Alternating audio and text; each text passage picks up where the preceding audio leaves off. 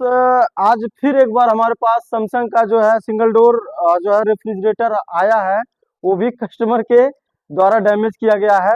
यह जो है फ्रिज 4 स्टार है और ये इन्वर्टर मॉडल है। इसका कंप्रेसर का जो वारंटी होता है 10 साल होता है और ये कम वोल्टेज पे भी काम करता है। ठीक है, तो इसका जो समस्या है इस फ्रिज का, आइए दिखा दें कि ये जो आइस यहाँ जमा था, तो कस्टमर पहले इसको चक्कू से जो है आइस को निकालने की कोशिश किए।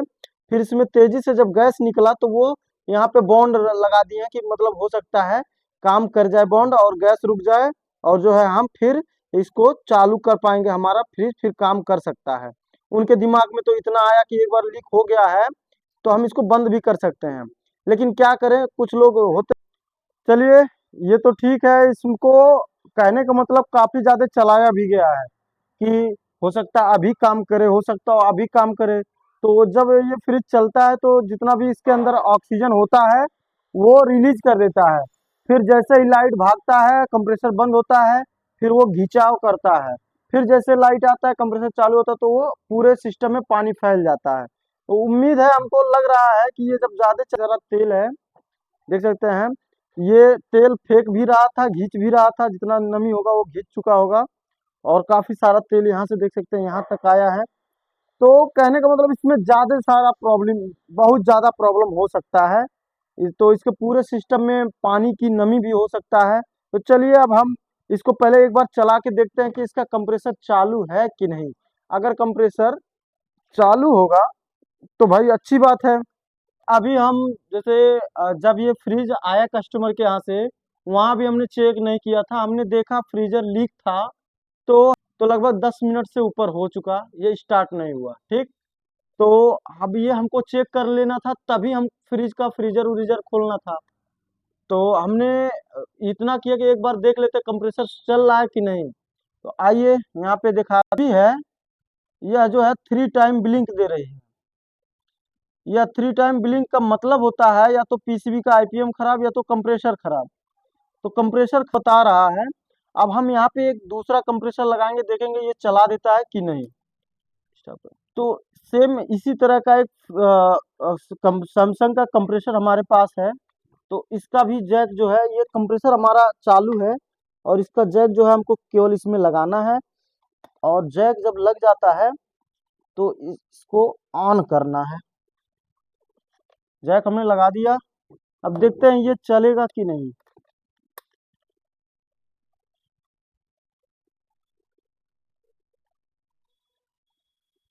स्टॉप करो। यहाँ पे हमने अब ये जब दूसरा कंप्रेसर लगाया तो ये चालू हो गया। ठीक है, और यहाँ पे देख सकते हैं अब एरर दिखाइए। अब ये एरर भी नहीं शो कर रहा है और यहाँ कंप्रेसर जो है देख सकते हैं,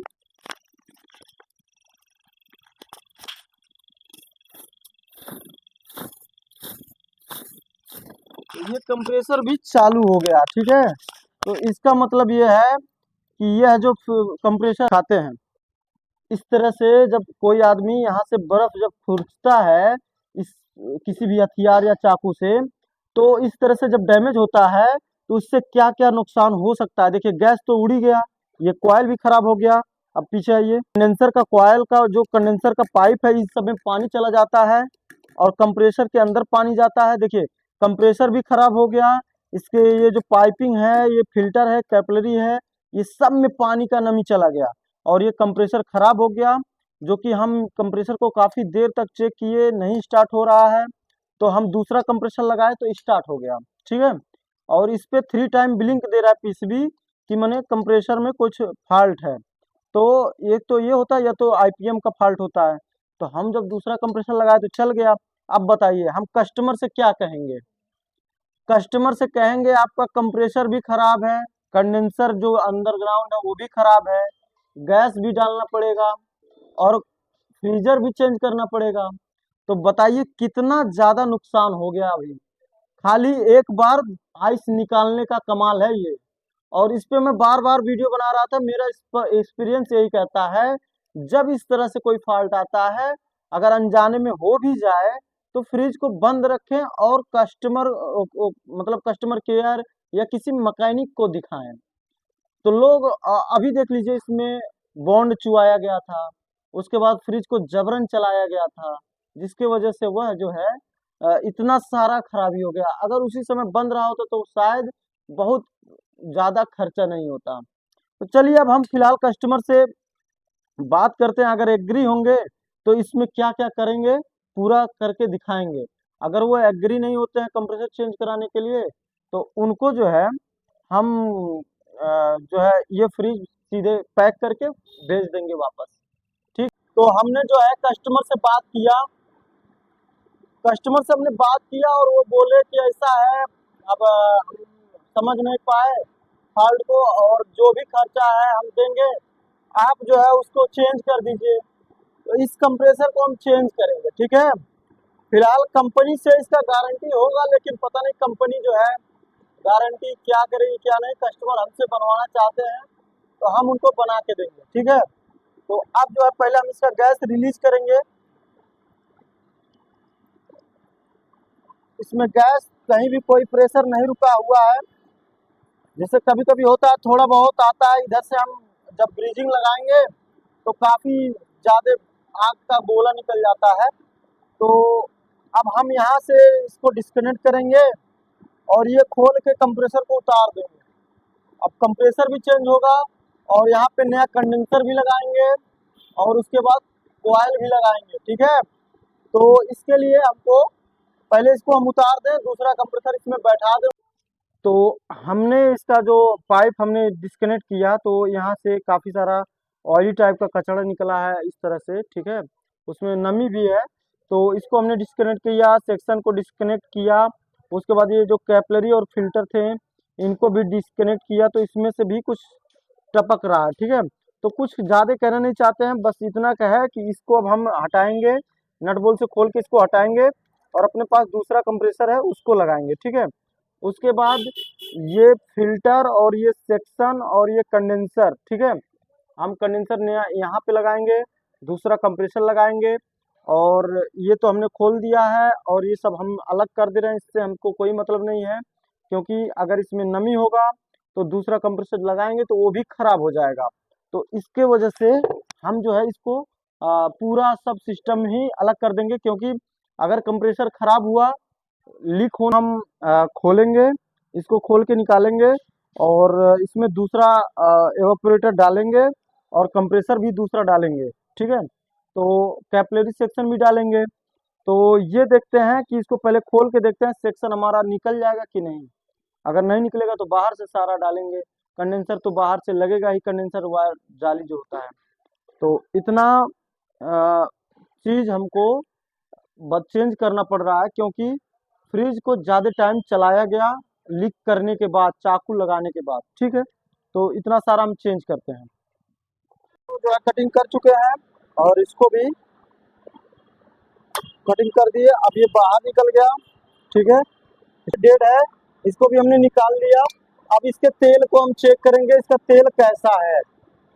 जो डैमेज था हमने दूसरा लगा दिया है और ये देख सकते बहुत ही अच्छा फिनिशिंग से फिट हुआ है। तो इसको फिट करने में बहुत टाइम लगा है, ठीक है। इसका पुराना वाला ये देख सकते हैं, ये पुराना वाला डैमेज फ्रीजर है, ठीक है।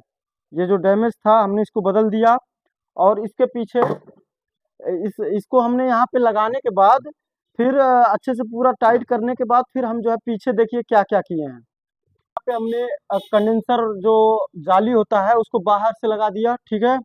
उसके बाद ये कंप्रेसर हमने दूसरा लगा दिया, ठीक है। और उसके बाद ये जो है ऑयल, ठीक है, इस कंप्रेसर में ऑयल नहीं था, गिर गया था, तो हम पूरा ऑयल ही मतलब निकाल दिए, ठीक है। अब इसमें हम ये R600 नंबर का नया ऑयल चार्ज करेंगे, ठीक है। ये R600 नंबर का एक सीसी टोटल पूरा पड़ जाएगा इस कंप्रेसर में। तो इसको हम चार्ज करके फिर दिखाते हैं। चालू करा। तो अब जो है एक पाइप के रास्ते हम जो है इसको सटा लिए हैं, ये ऑयल है इसमें पाइप लगा लिए हैं, इसके मुंह पे हम सटा लेंगे और एक माउथ हम जो है बंद करेंगे, क्योंकि ये देख सकते हैं कंप्रेसर हमारा चालू है। तो इसको एक दो बार फ्लश भी कर लिए। अब इसमें हम एक मुंह को हम बंद करेंगे तो ये ऑयल खींच रहा है, देख सकते हैं पूरा ऑयल जो है चार्ज हो चुका है। जो कि एक माउथ हमने सेक्शन को बंद कर दिया और चार्जिंग वाल को हमने इसको सटा दिया, वो सारा ऑयल खींच लिया अपने अंदर। ठीक है, अब ये कंप्रेसर जो है चलने के लिए पूरा तैयार हो चुका है। और अब हम इसमें ये जो हमारा नया कंडेंसर वायर है, पाइप, इसको हम यहाँ डिस्चार्ज पे कनेक्ट करेंगे। उसके बाद यहाँ पे यह हमारा कैपिलरी है, तो यहाँ पे हम जो है फिल्टर को कनेक्ट करेंगे, दूसरा फिल्टर। उसके बाद हम यहाँ सेक्शन से फ्लश करेंगे। ये पाइप और ये फिल्टर हमारा बेकार हो चुका है, इसको हम साइड में रखेंगे। उसके बाद ये सेक्शन हम यहाँ कनेक्ट करेंगे और वहाँ से गैस मार देंगे, फ्रिज हमारा एक नंबर चलेगा। तो चलिए हम करके दिखाते हैं। इधर का जितना भी फिल्टर कैपिलरी ज्वाइंट करना था ज्वाइंट कर दिया, सेक्शन डिस्चार्ज। अब यहाँ पे देख सकते हैं किस तरह से वाल हमने लगा के अभी हम वैक्यूम कर रहे हैं इसका, और वैक्यूम भी हो चुका है। ठीक है, तो काफ़ी दिक्कत आ रही थी काम करने में, जिसकी वजह से हम कई वीडियो इस तरह से बना दिए हैं, कैसे कंडेंसर जोड़ना है, कैसे फिल्टर जोड़ना है, कैसे सेक्शन का जोड़ना है, फ्लश कब करना है, वैक्यूम, तो ये सब हम कर दिए हैं। बस आपको फॉल्ट के बारे में बता दिए कि कभी भी ऐसा फॉल्ट आए तो क्या क्या करना चाहिए। ठीक है, तो अब जो है हम इसमें गैस चार्ज करेंगे R600। चलिए, तो अब जो है इसको हम बंद करते हैं। ये बंद हो गया, उसको खोलिए। इसको बंद कर दिए वैक्यूम को। अब ये पाइप जो है हम कॉमन पाइप में लगा के अब इसको सिलेंडर को ओपन करेंगे और इसका बैक प्रेशर मेंटेन करेंगे। और ये सिलेंडर हमारा ओपन हो गया, थोड़ा सा एयर निकाल देंगे। एयर निकल गया। अब इसको हम थोड़ा प्रेशर इसके अंदर जाने देंगे, और कहीं कुछ लीक हो, उस लीक को एक बार हम टेस्ट करेंगे। ठीक है, तो पहले प्रेशर इसमें चला जाए।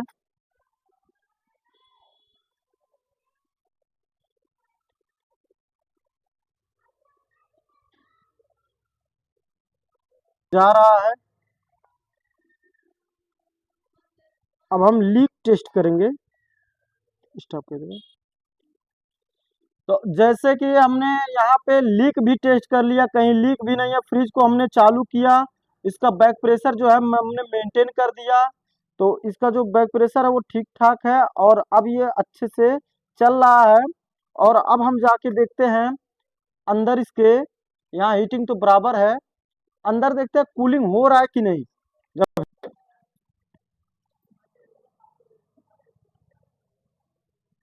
हाँ, कूलिंग हो रहा है और स्टार्ट हो गया है। अब इसको 10-15 मिनट और हम देखेंगे। और छोटा सा प्रॉब्लम कितना बड़ा प्रॉब्लम खड़ा कर दिया बताइए। कंप्रेसर, कंडेंसर, फिल्टर, और ये गैस, और ये कॉयल एवापोरेटर, ठीक है, ये सब बदलना पड़ा तब जाके ये फ्रिज चलेगा। अगर उसी कंडेंसर पे हम कॉयल एवापोरेटर बोले तो उसको बदले होते और कंप्रेसर लगा दिए होते तो फिर कंप्रेसर जल जाता। ठीक है, बस वीडियो बनाने का यही उद्देश्य था कि आप लोग तक ये जानकारी पहुंचे।